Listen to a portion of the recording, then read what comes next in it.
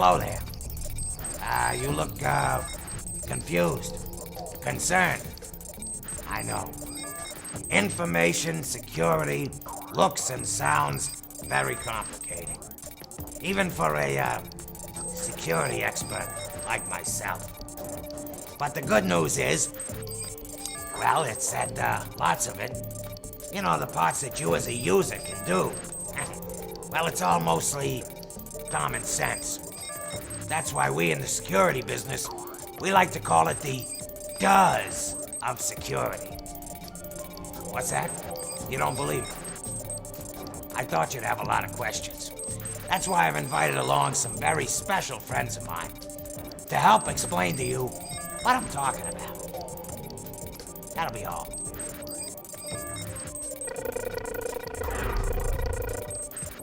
Tailgating, also known as piggybacking, is when a person attempts to enter a secure area or building by following an authorized person. Use of credentials, like swiping an ID badge, should be used to verify that each person is authorized to enter the area. Everyone must verify their access, even your fellow co-worker. Hey, Bud, if someone is tailgating you, remind them to use their credentials, typically their ID badge, for access. Hey, tilt that camera down here, big guy. Look, you didn't even notice me, just like some people may not notice the tailgater. Tailgating is not always obvious, so pay attention to who's following you. If you need assistance, call security. Remember, letting an unauthorized person into a secured area might mean a guy lots bigger than me will probably come looking for you. Look, the pain. Your computer's password is the key that unlocks information and related resources for your use. You are responsible for protecting all accessible information, as well as any actions taken using your computer account. You must protect your password from use by other people. There is an even higher risk concerning mobile devices, like laptops. Never put the password directly on the device where it can easily be found. That's just what a thief wants. Hello, neighbor. It's a beautiful day in my neighborhood. You want to keep your neighborhood beautiful and safe too, don't you? I thought you would. Today's security word is password. Can you say that? Password? I like the way that word sounds. Passwords are like the keys to your house. And you never give your house keys to a stranger, would you? I didn't think you would. So never, ever use easy to guess passwords like ABC. We need to know our ABCs, but let's keep them away from our password. A good password is both easy for you to remember, but hard for anyone else to guess. Kind of like a mystery. Don't make it obvious. And remember, change your password regularly, as detailed in security policy. And never, never tell anyone your password, not even IT support staff. Be a good neighbor. Thank you. It's a beautiful day for a new password. Saving sensitive information on your computer or mobile device's hard drive, also known as the local drive, is not a secure practice, because anyone that uses your computer will be able to access the information, and the information is not automatically backed up. It is much safer to save the information to network storage drives, because they are secured and are backed up regularly. However, if you must save sensitive information to your hard drive, it must be encrypted and approved. Now listen to me, this is really important. For all those laptops and those other wimpy mobile devices you guys insist on using. Yeah, you and your Blueberry. These things can be easily lost, stolen or damaged while in transport. And you know what happens then? It makes me so angry just thinking about it. The sensitive information stored on these devices will be compromised or lost completely, terminated. Oh no. It looks like this machine has been terminated. I hope it wasn't one of my friends. Hasta la vista, old body. It's a good habit to lock your computer's desktop every time you leave your computer, no matter how quickly you expect to return. Although your computer may be set up to lock automatically after a specified time, you shouldn't depend on this function.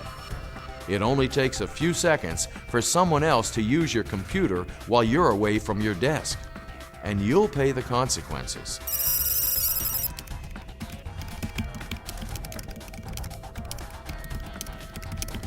Remember, pal, you were ultimately responsible for any actions taken using your computer.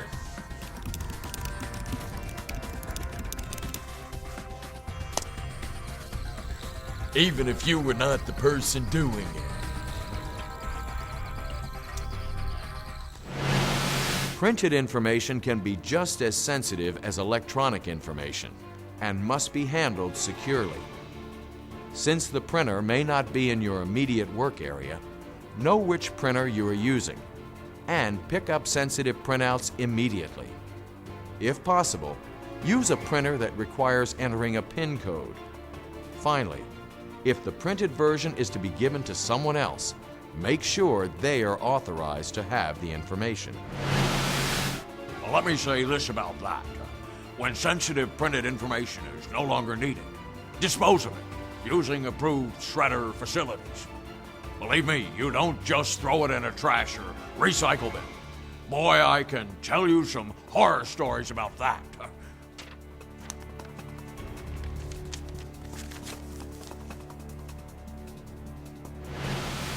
If someone is eavesdropping on your conversation, they may be able to obtain sensitive information that could be used to harm you, someone else, or your organization.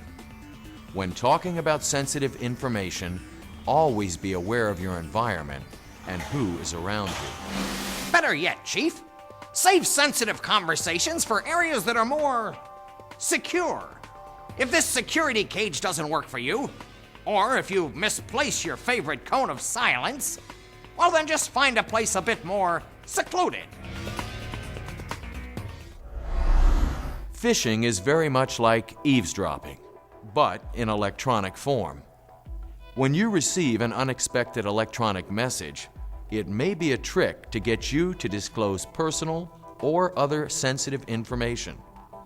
Basically, they are casting a hook and hoping you'll take their bait and respond.